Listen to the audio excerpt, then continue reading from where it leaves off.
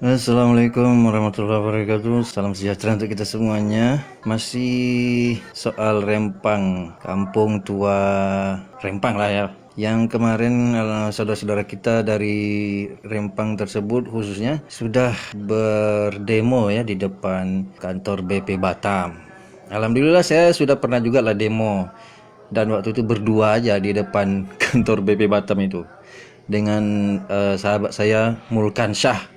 Itu mungkin demo satu-satunya demo yang paling nyeleneh karena kami demo berdua aja. Mulkan demo tentang korupsi, saya tentang kampung tua. Ya supaya kawan-kawan yang mungkin ada kenapa itu si Sontoloyo itu cuma di Facebook aja dia ngomong, tak ada dia ikut demo gitu kan. Ya kalau demonya pernah lah awak demo ya kan. Awak demo di Facebook aja lah sekarang ya kan. Inilah bidang awak lagi ya kan. Ya kita perlu bawa santai aja lah. Jadi kan kemarin sudah ada jawaban dari Kepala BP Batam yang saya hormati, Bapak Haji Muhammad Rudi, dalam kapasitasnya sebagai Kepala BP Batam telah menjawab para peserta demo dengan lebih kurang mengatakan bahwa apa yang terjadi yaitu 16 titik kampung itu akan direlokasi itu adalah kebijakan pusat. Sehingga dari penyampaian Pak Rudi itu yang walaupun ya saya juga cuma dapat potongannya mengatakan bahwa itu kebijakan pusat di mana pemerintah daerah terbatas wewenangnya gitu kan. Intinya begitu kata Pak Rudi. Kami juga memperjuangkan, maksudnya kami itu Pak Rudi atau wali kota sebagai wali kota memperjuangkan tapi punya wewenang yang terbatas. Oke. Kalau saya merujuk ke undang-undang tentang pemerintahan daerah, itu yang terbaru itu nomor 23 tahun 2014 kalau nggak salah, undang-undang tentang pemerintahan daerah. Ya saya belum baca semuanya sih, cuma baca 1-2 pasal aja. Bahwa di situ ada yang namanya urusan pemerintahan absolut. Urusan pemerintahan absolut itu ada 6 atau 5 ya, udah lupa, udah lama nggak baca lagi. Itu kalau urusan pemerintahan absolut, disitulah kekuasaan pusat nggak bisa diintervensi, dicampur tangani oleh pemerintah daerah. Karena dia ini urusan pusat nih. Di antara urusan pemerintahan absolut itu ada 6 bidang. Saya lupa, nanti kita lihat lagi. Itu diantaranya adalah bidang agama. Ini saya memang interpretasi saya aja sendiri mungkin. Jadi bidang agama termasuk dalam urusan pemerintahan absolut di dalam undang-undang tentang pemerintahan daerah. Jadi bisa dikatakan yang 6 bidang ini pemerintah daerah tidak boleh melakukan kebijakan atau tidak ada wewenang. Di situ tidak ada wewenang pemerintah daerah di situ. Karena dia urusan pemerintah absolut itu ini wewenang pusat. Di antaranya 6 bidang itu ada bidang agama. Karena itu saya berkesimpulan dari membaca itu, ya ini kesimpulan saya aja yang karena saya ini kan kurang membaca juga, kurang pengetahuan gitu kan, nggak ngerti mungkin saya. Akhirnya saya berkesimpulan bahwa pemerintah daerah tidak punya wewenang untuk yang namanya bidang agama, diantaranya misalnya membangun rumah ibadah. Nah itu, cuma kalau ini dibawa ke ranah MK mungkin atau apa gitu, itu banyak sekali yang kena kan kalau betul interpretasi saya. Karena membangun rumah ibadah itu tentu termasuk dalam bidang agama, di antara yang sangat basic gitu kan. Membangun rumah ibadah itu di antara yang sangat prinsip sebagai bidang agama. Dan itu masuk urusan pemerintahan absolut. Karena itu saya berkesimpulan pemerintah daerah tidak punya wewenang untuk membangun rumah ibadah. Jadi kita bedakan antara membangun atau membantu. Nah itu dia. Karena itu ya kalau selama ini saya ada mengkritik dari 2017 sampai mungkin sekarang, sampai selamanya juga saya akan mengkritik selama tidak ada perubahan undang-undang, bahwa pemerintah daerah tidak diberi wewenang untuk membangun rumah ibadah tertentu, baik itu masjid, gereja, wihara, bukan urusan pemerintah daerah. Karena dia urusan absolut, maka pemerintah pusat boleh, pemerintah pusat, wewenang pusat. Misalnya presiden membangun rumah ibadah di sana, misalnya membangun masjid, membangun gereja, membangun wihara, boleh karena dia pemerintah pusat. Tapi kalau pemerintah daerah tidak boleh, tidak ada wewenang. Ya bisa dikatakan tidak boleh. Apalagi ada lagi turunannya, itu saya interpretasi juga, turunan dari undang-undang itu ada peraturan bersama Menteri Agama dan Menteri Dalam Negeri. Ini saya hanya nostalgia ke kritik-kritik saya yang dari 2017 sampai sekarang ini. Ya karena saya memang ya itulah Saya memang mengkritik itu karena di situ tidak jarang terjadi korupsi di dalam proyek-proyek pembangunan rumah ibadah dan sudah banyak contohnya. Nah, jadi begitu. Mungkin saya salah interpretasi terhadap undang-undang itu. Saya nggak ngerti undang-undang. Nah, tapi itu ada undang-undang, ada peraturan bersama menteri itu tidak ada di situ. Pemerintah daerah membangun rumah ibadah tidak ada wewenang. Membantu iya, kalau membantu iya. Membantu masjid, membantu gereja, membantu wihara, itu ada postingnya tuh di silakan tanya ke anggota dewan lah. Nah, itu bisa membantu gitu, membantu bukan membangun. Jadi saya kalau persoalan kritik saya terhadap itu, saya masih ya itu tetap pendirian saya begitu, tidak berubah. Ini sekedar kilas balik aja lah. Ya kalau sekarang mungkin saya merasa sudah menyampaikan semua apa yang mau saya sampaikan, dan ya sampai ke situ aja lah ya kewajiban saya. Saya merasa wajib menyampaikan aja gitu. Udah saya sampaikan ya sudah gitu kan. Soal saya mau dianggap saya ini yang tidak mengerti, ya itu risiko saya juga gitu kan. Nah sekarang ini masalah Rempang lagi. Ini saya mencoba lagi menginterpretasi gitu kan. Menginterpretasi bahwa di dalam undang-undang pemerintahan daerah juga, di situ kan ada lagi urusan pemerintahan absolut. Yang 6 bidang itu, termasuk nanti di situ bidang agama, bidang finansial atau keamanan gitu kan. Pokoknya ada 6 bidang lah. Kalau nggak 6, 5 bidang. Dan itu ada urusan konkuren namanya. Urusan konkuren ini urusan yang berbagi antara pemerintah pusat dan pemerintah daerah. Di situ pemerintah daerah punya peran, tidak absolut pemerintah pusat yang punya wewenang. Di antaranya itu kalau saya tidak lupa bacanya itu, saya cuma baca sedikit-sedikit aja. Itu mengenai kawasan pemukiman. Kalau kawasan pemukiman itu masuk ke dalam urusan pemerintahan konkuren istilahnya loh. Kalau nggak salah silakan dilihat lagi, kalau nanti kita lihat lagi gitu ya. Itu urusan bersama, berbagi antara pemerintah pusat dan pemerintah daerah, di mana pemerintah daerah punya andil dan punya hak lah kita katakan, punya wewenang untuk membuat kebijakan, menentukan kebijakan gitu kan. Sehingga pemerintah pusat harus juga mendengarkan apa hasil dari mungkin kajian dari pemerintah daerah mengenai rakyatnya, masyarakatnya, di mana di situ misalnya ada kampung tua yang harus dilestarikan. Misalnya seperti Pulau Rempang itu yang ada 16 titik, di mana di situ pemerintah daerah, dalam hal ini wali kota, kalau Batam ini punya wewenang untuk menyampaikan ke pusat. Kami di Batam ini ada 34 titik kampung tua misalnya kan.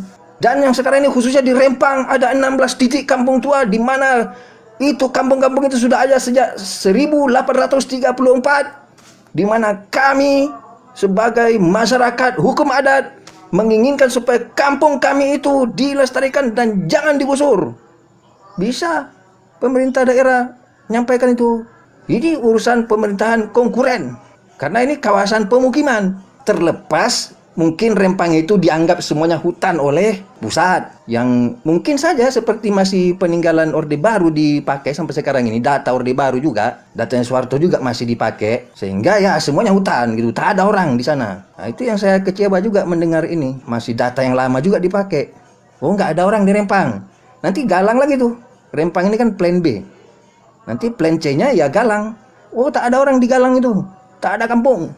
Jadi kalau memang begitu, ya tolonglah diupdate gitu pemerintah ini data itu. Di Rempang itu sejak 1834 sudah ada berkampung mereka di situ, yang 16 titik itu.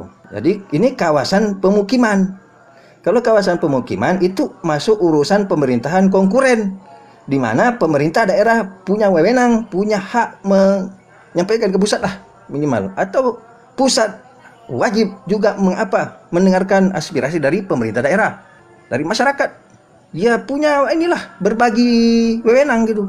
Kalau ternyata itu tidak ada dibicarakan oleh wali kota Batam, dalam hal ini wali kota Batam tidak sampai ke situ, berarti data yang dipakai masih data yang lama, masih data Soeharto yang semuanya ini hutan, tidak ada urusan mengenai kawasan pemukiman. Sehingga terjadilah apa yang dikatakan kemarin, jawabannya kami hanyalah pemerintah daerah, kami punya wewenang yang terbatas. Wewenang terbatas memang, tapi wewenang itu punya andil. Karena ini masalah kawasan pemukiman. Kita bicara tentang 16 titik kampung tua, berarti kita bicara tentang kawasan pemukiman. Nanti itu ada lagi kalau misalnya soal masyarakat hukum adat, itu kita interpretasi sebagai tanah ulayat. Ya, masyarakat hukum adat berarti tanahnya tanah ulayat. Walaupun undang-undangnya mungkin belum disahkan gitu kan. Tetapi secara apa istilahnya? De facto lah, de jure atau de facto. Nah, pokoknya itu harus diakui. Mau ada undang-undangnya, mau tidak ada, pokoknya itu diakui gitu. Tak mau tahu lah.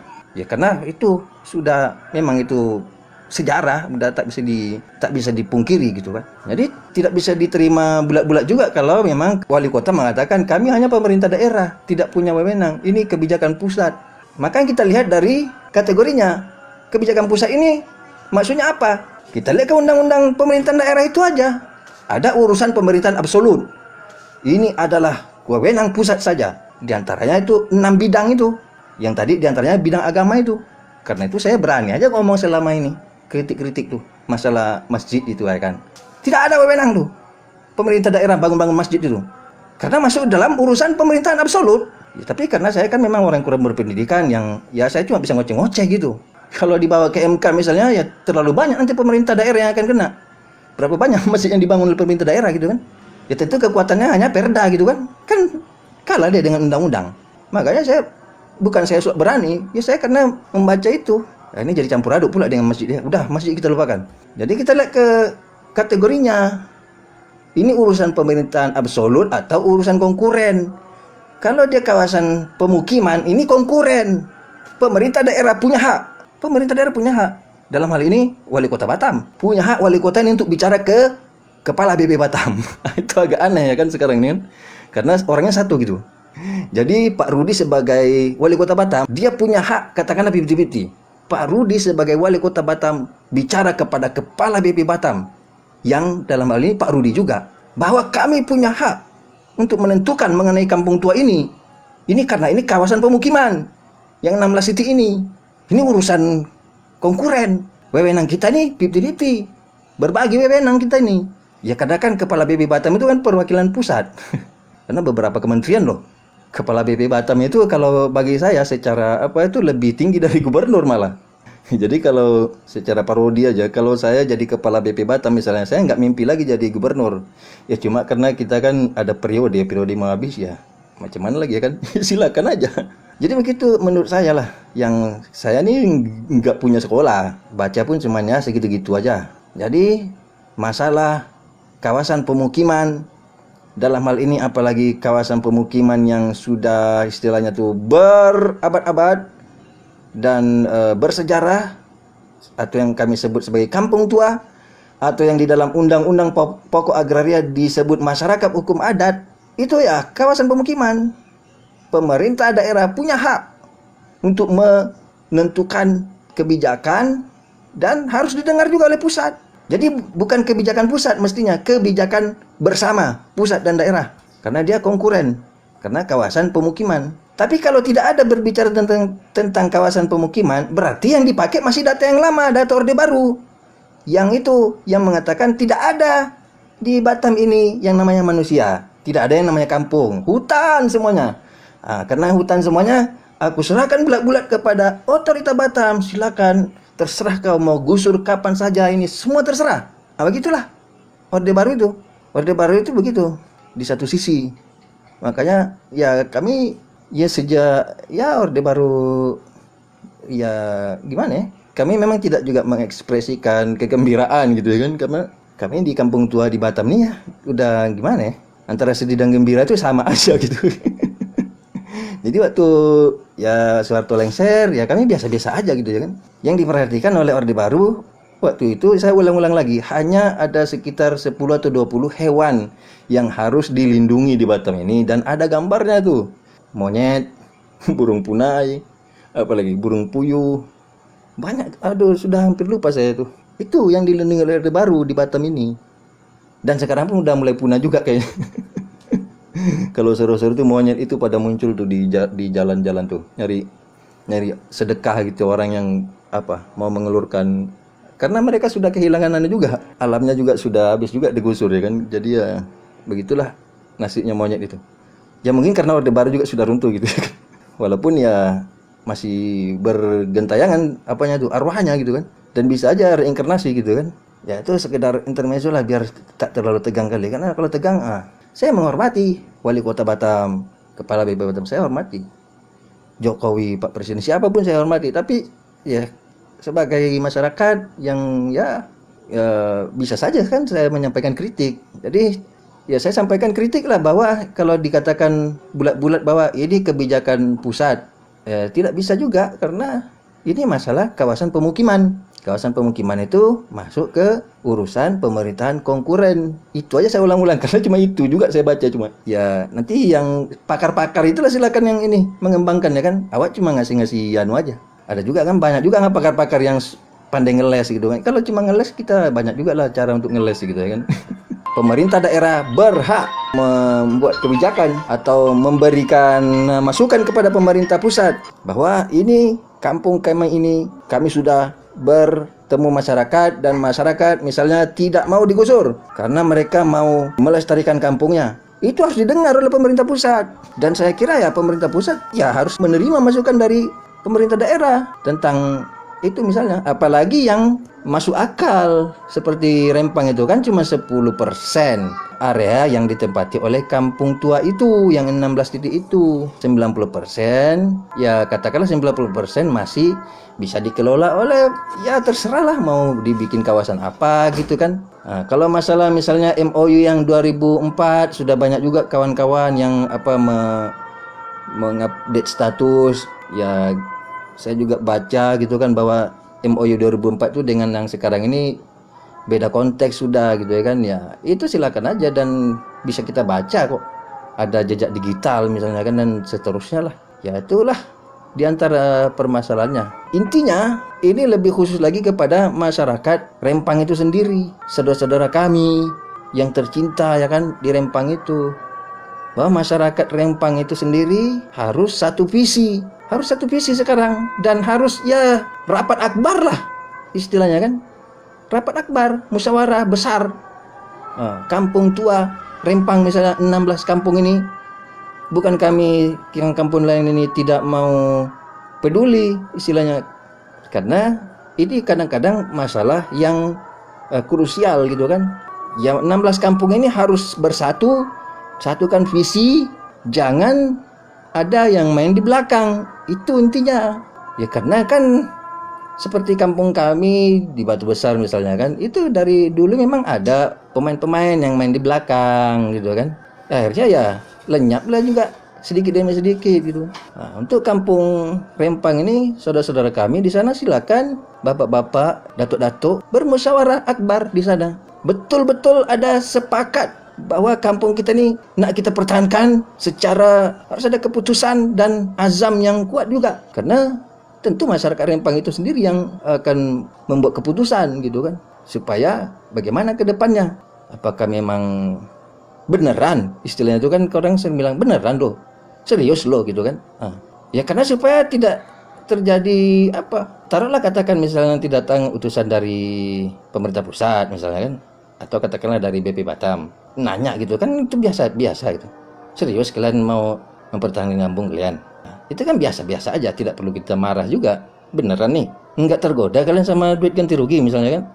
Gitu, harus tahan godaan kita kan sebagai orang kampung juga. Ya itu kadang-kadang kalau kita udah nampak duit nih, nampak duit biru, merah gitu kan, dah lepas lah bagi kita nih kan. Ya walaupun itu menjadi hak kita juga sebenarnya, tapi ya itu memang ini antara antara hak dan kewajiban, atau antara prinsip dan istilahnya, yaitu masyarakat Rempang itulah, terutama yang 16 kampung itulah sendiri yang akan membuat keputusan.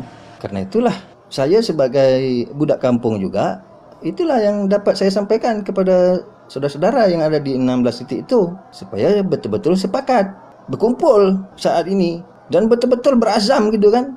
Karena ini satu kampung aja bilang oke lah kami gusur aja lah, adalah tuh selesai tuh benda tuh. Jadi itu saya tidak akan ini bukan provokasi, ini adalah memberi semangat aja kan. Saya kira begitu aja lah, terlepas daripada kebijakan pusat atau kebijakan daerah, lebih lagi kepada masyarakat kampung tua itu sendiri, untuk bagaimana dalam menghasilkan kesepakatan bersama, keputusan bersama tentang katakanlah visi dan tentang masa depan kampung itu sendiri. Dan memang kalau kita lihat dari kemarin semangat mereka, saudara-saudara kita berdemonstrasi, ternampaklah bahwa memang kita masih satu visi semua titik kampung di Batam ini, bahwa kita akan mempertahankan kampung kita sebagai kampung tua yang dilestarikan sebagai masyarakat hukum adat yang berperadaban turun-temurun, sebagai sejarah yang bersanad dan bersilsilah yang jelas, sehingga negeri ini dikatakan mempunyai marwah, ada rohnya gitu. Marwah itu, kalau pada interpretasi saya, marwah itu adalah makom roh, punya roh, ada sejarahnya, ada silsilahnya jelas.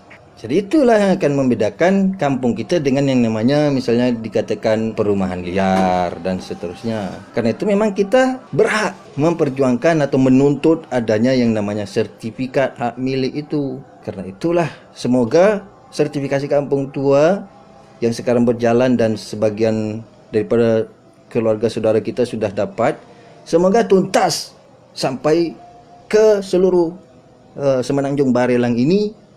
Kita semua masyarakat kampung tua mendapatkan hak itu, dan supaya kita ni dapat dikatakan benar-benar punya negara. Assalamualaikum.